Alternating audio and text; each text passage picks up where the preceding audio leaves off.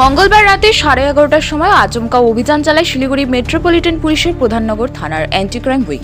মহানন্দা ব্রিজে নাকা চেকিং এর সময় একটি ভুট্টা বোঝাই ট্রাক থামিয়ে তল্লাশি চালায় পুলিশ, আর সেখানেই ঘটে চমকপ্রদ ঘটনা। ভুট্টার বস্তার নিচে লুকোনো ছিল প্রায় 200 কেজি গাঁজা। গোপন সূত্রে পাওয়া তথ্যের ভিত্তিতে অভিযান চালিয়ে সফলতা পায় পুলিশ। ঘটনাস্থল থেকে গ্রেপ্তার করা হয় ট্রাক চালক রবিন কয়াল সহ চালক কল্যাণ ভুয়াকে। দুজনেই দক্ষিণ 24 পরগনার বাসিন্দা। পুলিশ সূত্রে জানা গেছে, গাঁজার এই চালান কোচবিহারের তুফানগঞ্জ থেকে দক্ষিণ 24 পরগনার বসিরহাটে পাচারের উদ্দেশ্যে নিয়ে যাওয়া হচ্ছিল। উদ্ধার হওয়া গাঁজার আনুমানিক বাজার মূল্য 4 লক্ষ টাকা বলে জানা গেছে।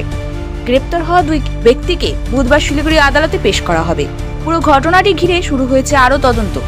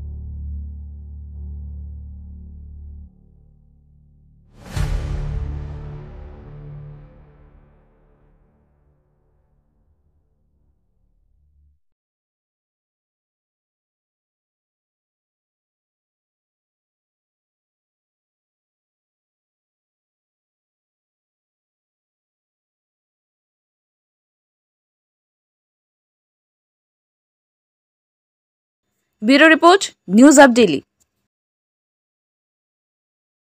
নতুন আপডেট পেতে সাবস্ক্রাইব করুন নিউজ আপ ডেইলি।